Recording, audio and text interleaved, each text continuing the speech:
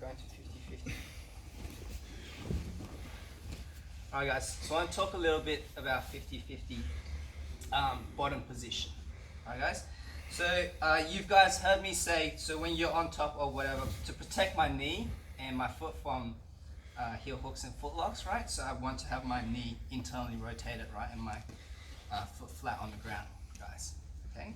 So generally speaking, internally rotated, much safer than externally rotated. Alright guys. So what about Chris right now on the bottom? Is his knee externally rotated or is it internally rotated, guys? It's externally rotated, right? So what does this mean? This means Chris's foot is vulnerable to heel hooks, okay? And maybe not in a gi, but he's also vulnerable to foot locks like toe holds and stuff, right? So if Chris leaves his his foot exposed here and his knees externally rotated, it's very dangerous for him, alright guys? So when we're playing 50-50 and we're not attacking at the moment or whatever, we're chilling, whatever, we always want to have this foot protected and covered. So what Chris is going to do is lock his other foot over his foot right now. Alright guys? So this hides his, protects his foot much more, and it's much harder for me to get toe holds and heel hooks now. Okay? It's not 100% safe, but it's much safer. Alright guys? So when you're playing bottom 50-50 and your foot's exposed and you're not doing much at the moment, you always want to have it protected and locked up. Alright, so the next thing is, see how Chris's lock is a bit funny? Does it feel a bit weird at the moment? Because Chris's legs are a bit short and my legs are longer, right? So in this position, if Chris has a loose lock like that, I can easily push his leg down, take my foot out. Okay guys?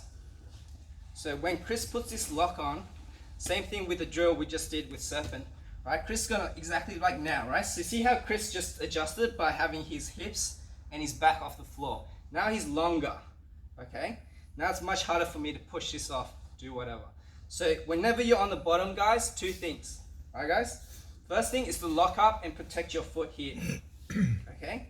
And the second thing is if you're short, whatever, you want to be long by extending, extend this, and having your hips and your lower back off the floor, alright? You're bridging on your shoulders, okay guys? Those two things.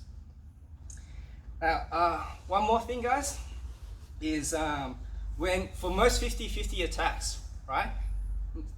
So for a lot of 50-50 attacks, it requires you to open this lock, right?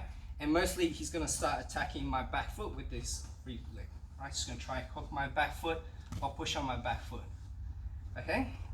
Now, one thing I want you guys to remember, like when you go for attacks and whatever, if you have your knee, right? His knee's still externally rotated here, okay? So even if he puts his hook in, I can sit down, thank you very much, free heel hook.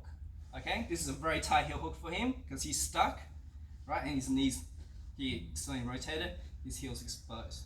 Okay, so be careful when you do this, guys. When you go for the attacks, okay, just come swap positions down. This down on top. Okay, so this is the move we're going to do today. Over here, come over here, so see? Alright, guys, this is the position we're going to do today. So starting in 50-50, okay, I want to start with my legs locked. Right? Now when I go for my attacks, okay, I need to open up my lock, right?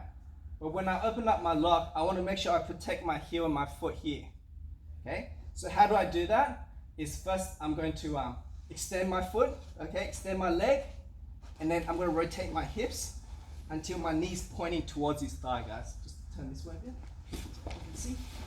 See how my knee's pointed towards the inside of his thigh, all right? And my heel's like pointed towards his armpit now. Try to heel hook me, right? There's no heel hook there because my heel's pointed to the other side, okay? So very important, guys. When I'm going for 50-50 attacks, first thing I do is I'm gonna extend this leg, okay? Then I'm gonna rotate my body until my knee's pointing towards the inside, okay? Of his thigh.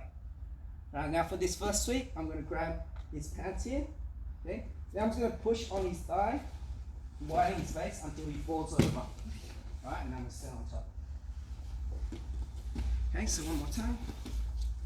Starting in 50-50, Chris is on top. Okay, so I start with my lock, and I'm bridging the sky, bridging off the ground. Okay, first thing, I want to start with my grip on his pants here. And you can grab here or whatever you want, okay? doesn't really matter too much. No. Okay, I'm going to open up my lock, extend my foot, okay, then rotate my body until my knee's pointing towards the inside of his thigh.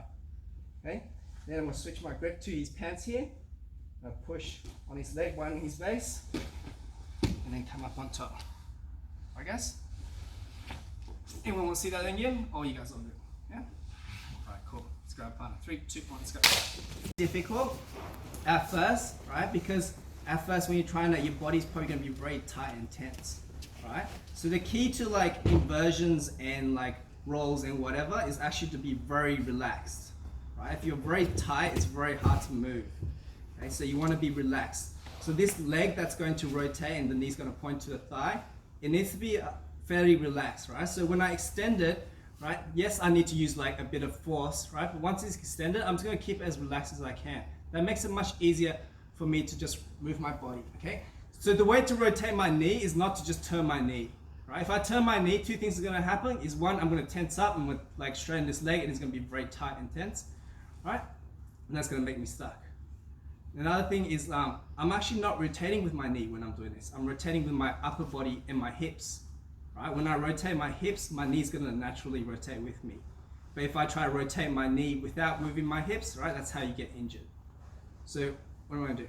Straighten my leg here, okay? Another thing, guys, that you guys were getting confused about is your grips, okay?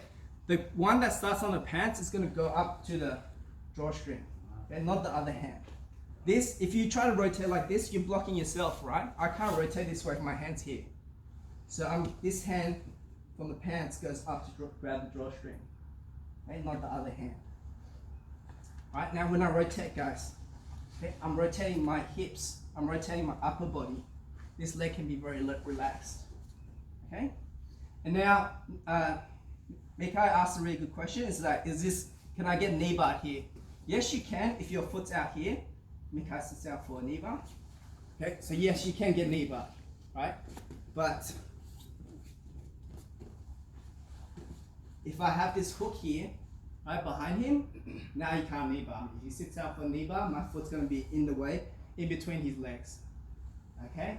So yes, there is a small risk of knee bar if you don't know what you're doing. But if your foot's on the inside, you're generally pretty safe.